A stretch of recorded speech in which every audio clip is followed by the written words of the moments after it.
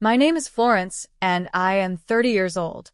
When my husband, Daniel, said he needed my BMW for a client dinner, I didn't think twice. He'd been working late often, and I wanted to believe him. But the next morning, when I reached into the glove box for my sunglasses, a small slip of paper changed everything. A hotel parking receipt, timestamped the night before.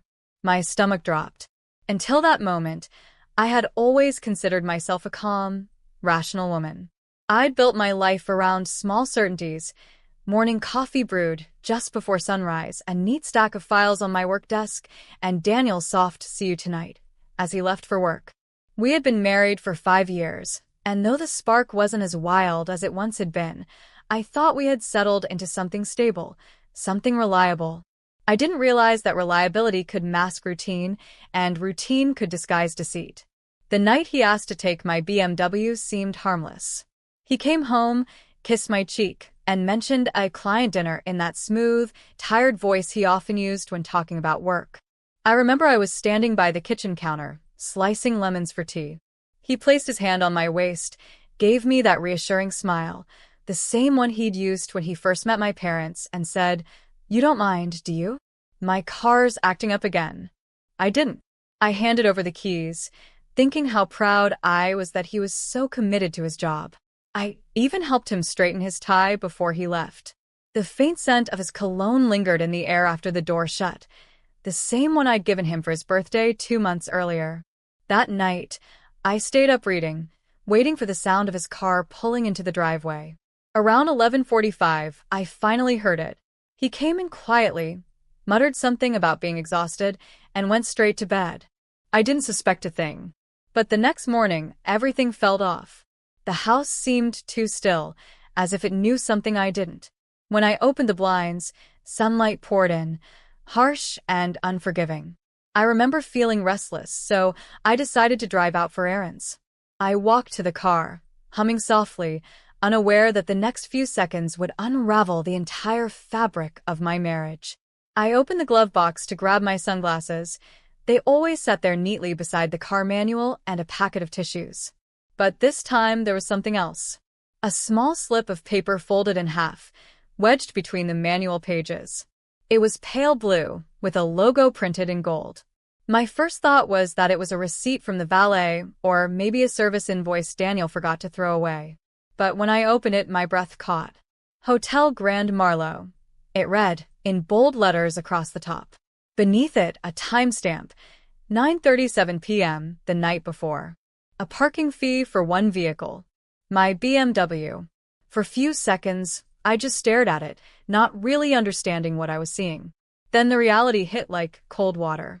My fingers trembled as I ran them over the printed words. It felt surreal, like a detail in someone else's story. The kind of story you read online or whisper about at brunch, never imagining it could be yours. My stomach dropped, and I could almost hear my heartbeat echoing inside the car. The world outside blurred. The hum of distant traffic became a low, dull roar in my ears. I tried to rationalize it. Maybe his client dinner had been held at the hotel's restaurant. Maybe it was just business. But my instincts screamed otherwise. A strange numbness settled over me. I sat there for several minutes, holding that tiny piece of paper as though it were a live wire. Every moment from the past few months began replaying in my mind. The late nights, the sudden phone calls he'd taken in another room, the new cologne he claimed a coworker recommended, the change in his tone when he spoke to me. All the pieces I had ignored now clicked into place. I looked at my reflection in the rearview mirror. My eyes looked distant, a mix of disbelief and dawning anger. It wasn't just the betrayal that stung. It was the insult of how ordinary it had all seemed. The lies weren't grand, they were quiet, hidden between polite smiles and business excuses. For a long moment, I just sat there, letting the weight of realization settle on my shoulders. My mind raced through every memory, the nights I stayed up late waiting for him, the messages I never questioned, the way I defended him to my friends who joked about men working too late. I had been proud of my trust. Now it felt like my greatest mistake. The parking receipt felt heavier than paper. It felt like proof, undeniable, cruel proof, that the life I had carefully built with him had cracks running deeper than I'd ever imagined. I folded it slowly and tucked it back into the glove box, almost as if I needed time to decide what to do with the truth. I didn't cry. Not yet. The tears would come later, when the shock wore off and anger gave way to heartbreak. At that moment, I was too stunned to feel anything but cold clarity. I started the car, but I didn't drive anywhere. My hands rested on the steering wheel, motionless. The sun caught the silver edge of my wedding ring, and for the first time, it looked like a chain instead of a promise. That day dragged on in a haze. At work, I smiled through meetings, pretending nothing had changed. But every time I blinked, I saw that hotel logo, Grand Marlo, seared behind my eyelids. I replayed every conversation Daniel and I had the night before, searching for signs, inconsistencies, anything that could have warned me. There were none. He had been calm, affectionate even, deceptively normal. By the time I came home, I had folded my emotions neatly away, the way I always did when life got messy. Daniel greeted me with his usual warmth, asking about my day, complaining lightly about work. His lies flowed so smoothly, I almost admired their precision. I watched him pour himself a drink, loosen his tie, and sit on the couch, the same couch where we'd planned our future, discussed vacations, and talked about starting a family. That night, as he fell asleep beside me, I lay awake, staring at the ceiling. The receipt sat hidden in my purse, like a secret whispering in the dark. My mind kept circling back to one thought. Why my car? Out of all his options, why take mine? Was it convenience, or some twisted confidence that I'd never find out? The more I thought about it, the more the calm inside me solidified into something sharper, not rage, but resolve. I wasn't going to confront him right away. I wasn't going to scream or accuse. I wanted him to feel what I felt, that quiet, suffocating disbelief. The kind that creeps in slowly until it consumes everything. By dawn, I had decided. I would wait, watch, and plan.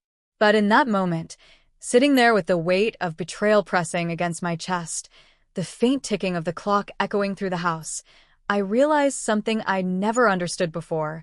Sometimes, the worst pain isn't in the act of being betrayed, but in recognizing how deeply you believe the lie. And that realization, more than anything else, was what broke me. I didn't confront him right away. Instead, I planned. A week later, I booked a suite at the same hotel, the exact one he'd used. Except this time, I prepaid it under his name, but with a twist. The guest listed as sharing the room was his boss, Mr. Caldwell. When I found that hotel receipt, something inside me shifted. The naive part of me, the one that trusted without question, died quietly that morning.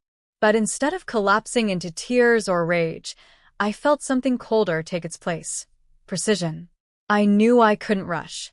Confrontation would give him a chance to lie again, to twist the truth until I doubted myself. I wasn't going to let him manipulate me. This time, I would be the one in control. The following week felt endless. Every moment around Daniel was an act. I smiled, cooked dinner, laughed at his tired jokes, all while memorizing his routines.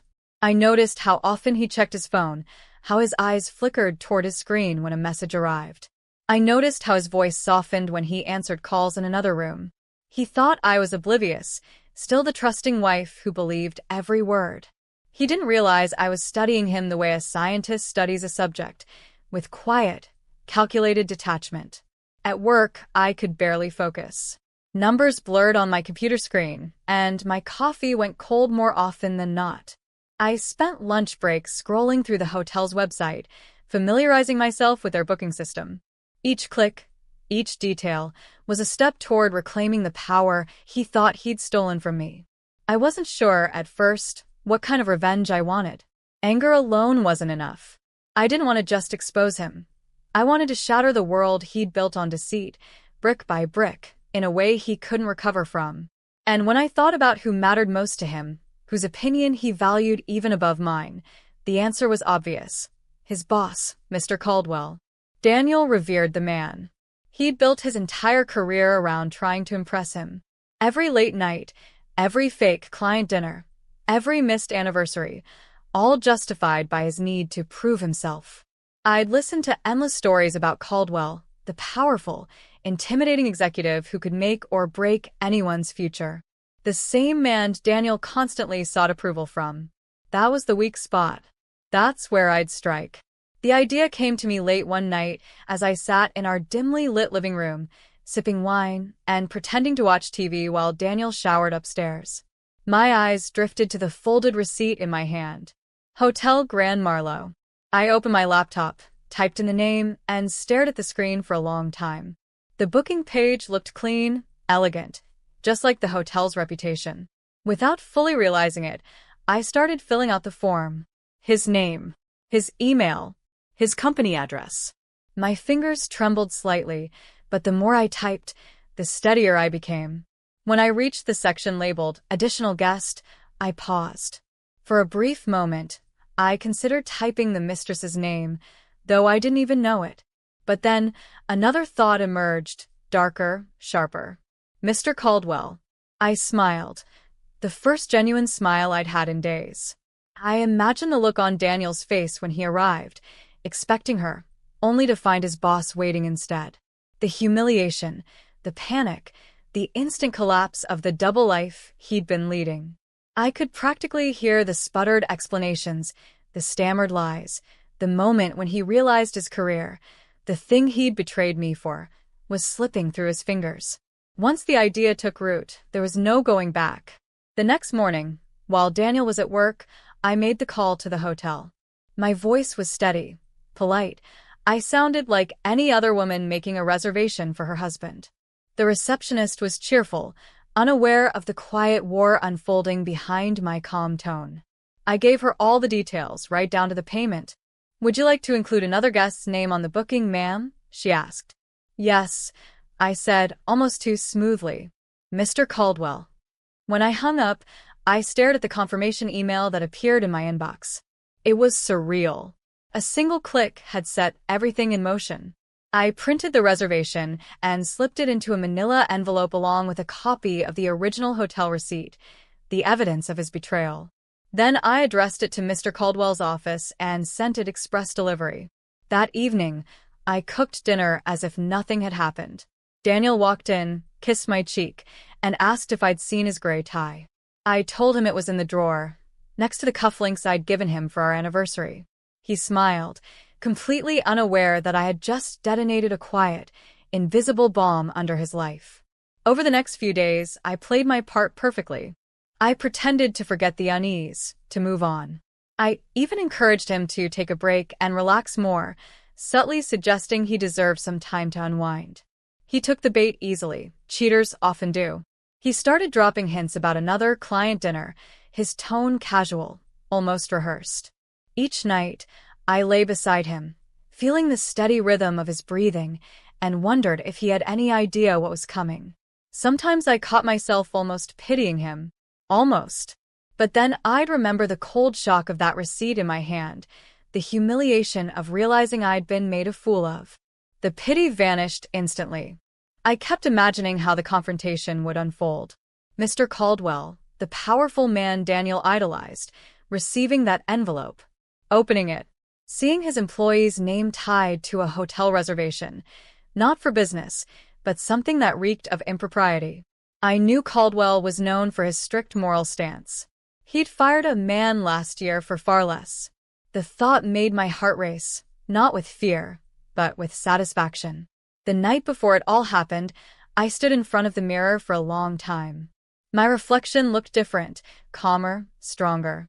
I wasn't the same woman who had sat in that car trembling with disbelief. I had reclaimed my narrative. The pain was still there, yes, but it had transformed into something powerful, resolve. As I lay in bed beside Daniel, listening to the faint sound of rain tapping against the window, he turned to me and murmured, "You're quiet tonight." I smiled faintly. "Just tired," I said. Inside, I felt the steady pulse of anticipation. Tomorrow would be the day everything changed. Tomorrow, he'd walk into that hotel, confident and unbothered, expecting a night of lies and pleasure. Instead, He'd find his entire world waiting for him in that suite. The truth, his downfall, and the consequence of underestimating me. For a moment, I almost wished I could see his face when it happened. That flicker of confusion, the dread settling into his eyes as he realized what I'd done. But I didn't need to be there. I didn't need to witness it. The knowledge that it would happen was enough. When I finally turned off the light and closed my eyes, a strange calm washed over me. For the first time since discovering the receipt, I slept soundly. Because now, I wasn't the betrayed wife anymore. I was the architect of justice, patient, deliberate, and unflinching. And by the time he learned the truth, there would be nothing left for him to save. The evening air felt thick, almost electric, as if the universe itself was holding its breath with me. I sat in my BMW, the same car he had borrowed for his lie, the same car that carried the first clue of his betrayal. It was poetic in a way. The very object he used to cheat me was now my silent accomplice. The hum of the city surrounded me, distant horns, the shuffle of footsteps, the muted rush of passing cars. But inside the car, everything was still. My hands rested on the steering wheel, my pulse steady yet charged with an unfamiliar energy, not fear, not doubt, but an almost frightening calm. I arrived an hour before he was supposed to. I didn't want to risk missing anything. From my spot across the street, I could see the grand entrance of the Hotel Grand Marlo, polished glass doors, golden lights reflecting off marble floors. People drifted in and out, couples dressed for dinner, businessmen with briefcases, valets rushing to and fro. I wondered how many lies were being told under that shining roof, how many other women were sitting somewhere, hearts breaking over the same kind of receipt I had found. As I waited, I kept rehearsing the moment in my mind, how his face would change when he saw Mr. Caldwell instead of her. The shift from anticipation to confusion, from confusion to panic. I didn't plan to go inside. I didn't need to. My presence would ruin the poetry of it. This wasn't about confrontation. It was about revelation. I wanted him to be undone by the truth in front of the one man whose opinion could destroy him professionally. I had dressed simply that night. Black trousers, a cream blouse, my hair tied back. Nothing dramatic, nothing to draw attention. I didn't want to be noticed. I wanted to be the quiet shadow watching the collapse of everything he'd built on deception. The thought didn't make me feel guilty. If anything, it made me feel powerful. When Daniel's car pulled up, my breath caught. It wasn't the BMW this time. He'd driven his own. I watched as he stepped out, adjusting his tie in the reflection of the car window. He looked too sure of himself, that practiced smirk he always wore when he thought he had everything under control. Watching him like that, so unaware of what awaited him, was almost surreal. He handed his keys to the valet, straightened his jacket, and walked toward the entrance with a confidence that made my skin crawl. My fingers clenched against my lap. Every step he took felt like the slow tightening of a noose. From my spot in the shadows, I saw him enter the lobby. He checked his watch, scanned the room, probably looking for her. I could almost hear the polite conversation he'd rehearsed, the lies he'd planned to tell me later about a work event running late. But then something shifted. His gaze froze. I followed the line of his sight through the window, to Mr. Caldwell. The moment their eyes met, I knew the truth had landed. Caldwell's expression was carved from fury and disbelief. His posture was rigid, the reservation printout now held like evidence in a courtroom. He said something. I couldn't hear the words through the glass, but I didn't need to. Daniel's body language told me everything. His shoulders stiffened, his confident stride faltered, his hand twitched as though grasping for excuses. He started talking rapidly, gesturing, shaking his head. Caldwell didn't move. He just stood there, staring him down, his lips a thin line. Then, slowly, Caldwell lifted the paper and pointed to it, to Daniel's own name printed at the top. Daniel's face went pale. From where I sat, I could see the mask of arrogance crumble. He tried to speak again, but Caldwell cut him off, his voice rising slightly. Even through the glass, I could sense the authority in it. Guests in the lobby turned to look. Daniel glanced around, panicked, realizing he was being watched. The humiliation was public, and there was no escape. I felt an odd mix of emotions watching it unfold. Satisfaction, yes, sharp and undeniable. But beneath it was something more complicated. Grief. The kind that comes not from losing someone, but from finally seeing them clearly. In that moment, I realized there was no part of him left to love. The man I'd built my life around was a stranger, and watching his downfall didn't bring me closure. It brought clarity. He looked around the lobby, probably hoping to see his mistress, desperate for a distraction from the disaster in front of him. But she wasn't there. Only his furious employer, and behind the glass, his wife, calm, composed, invisible. Caldwell said something final, a short, decisive phrase. Then he turned on his heel and walked away, leaving Daniel standing there, red-faced and trembling. I watched him run a hand through his hair, his lips moving in disbelief. He looked small, not the confident husband I once thought I knew, but a man stripped of his lies, drowning in his own exposure. I stayed in the car long after Caldwell left. Daniel eventually stumbled out of the hotel, his posture slumped, his eyes unfocused. He pulled out his phone, maybe to call me, maybe to call her, I didn't know, and I didn't care. He stood on the curb for a long moment, his head tilted toward the night sky, as if searching for some way to undo what had just happened. Then, with slow, dragging steps, he made his way to his car and drove off. I didn't follow him. I didn't need to. The damage was done. Instead, I sat there, watching the hotel lights blur through the windshield as tears, the first in days, finally began to fall. They weren't tears of regret or pain, but of release. The kind that come when you finally exhale after holding your breath for too long. I had thought revenge would feel fiery, violent, but it didn't. It felt quiet, cold, Clean. When I finally drove home, the city seemed softer somehow, as if it had exhaled with me. The streetlights glowed faintly against the rain-slick pavement. My reflection in the rear-view mirror looked unfamiliar, stronger, sharper, free. I didn't know what Daniel would do next, whether he'd come home, whether he'd try to explain. But it didn't matter. I had already made peace with the ending. The moment he walked into that hotel, expecting to live another lie, and met the truth instead, that was the moment I reclaimed myself. And though I had watched the entire scene unfold from behind glass, unseen and silent, I realized something profound. Sometimes, you don't need to confront the person who wronged you. Sometimes, the greatest justice is simply letting them face the mirror they've been avoiding all along. That evening, as I drove away, I didn't look back at the hotel. I didn't need to. I already knew what I'd see. A man broken by his own deceit, and a woman reborn from the ashes of his lies. I didn't need to say a word. By the time Daniel came home, jobless, speechless, and stunned, the house was half empty. The BMW was mine again, but the marriage? I left that parked at the hotel.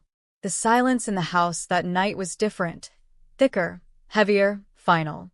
I had imagined this moment many times during that week, but when it actually arrived, it wasn't rage or triumph that filled me. It was peace, the kind that comes after a storm has destroyed everything and you're standing in the wreckage, finally able to breathe again. The day after the hotel incident, I had woken early, long before sunrise. The city outside was still quiet, the sky a deep gray.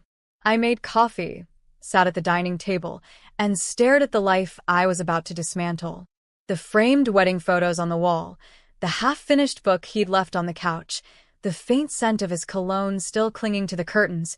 Each object seemed to hold a memory, and each memory felt like a lie now. Packing was easier than I expected.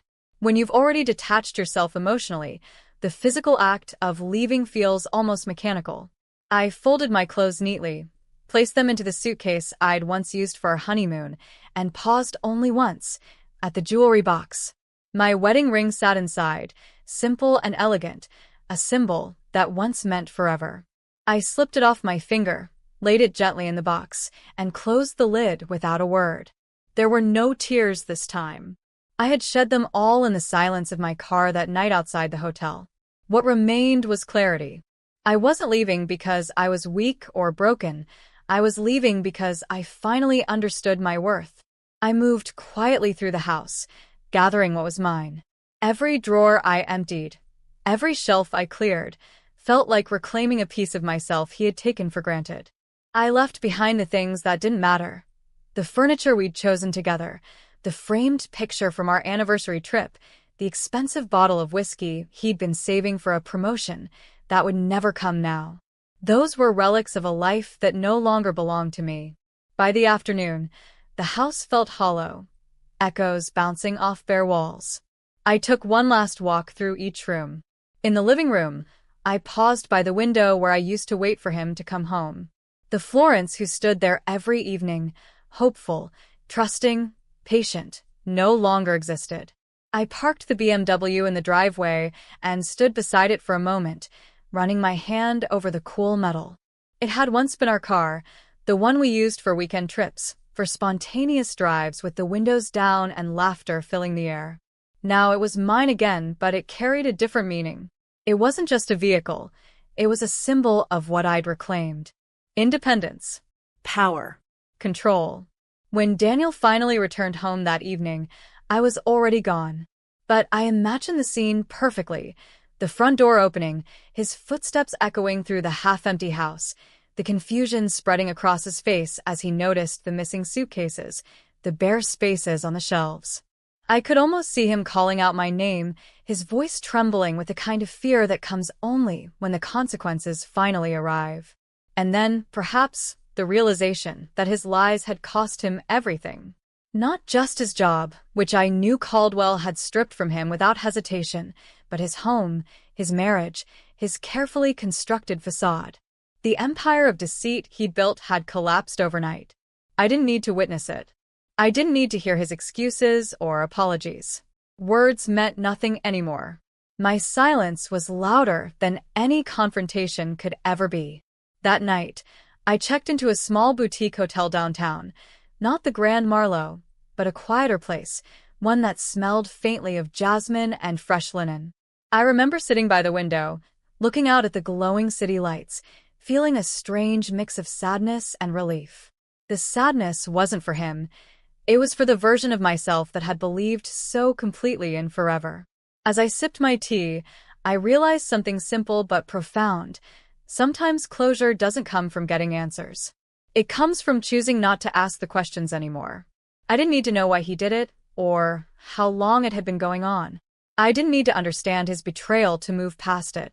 The next morning, I drove the BMW to the edge of the city, windows down, music low, the cool breeze brushing my face. Every mile between me and that house felt like shedding a layer of pain. I wasn't running away, I was finally moving forward.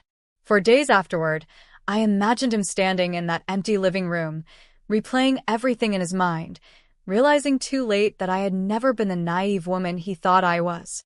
Maybe he tried calling, maybe he didn't. I wouldn't know. I'd changed my number before he even walked through the door. There was something poetic about how it ended. He had taken my car to meet his mistress. I had taken the same car to deliver his downfall. He had returned to that hotel chasing deceit, and I had left my marriage there, parked and forgotten, like an abandoned vehicle he'd never reclaim. In the weeks that followed, I began to rebuild. I found a small apartment near the coast, started painting again, something I hadn't done in years.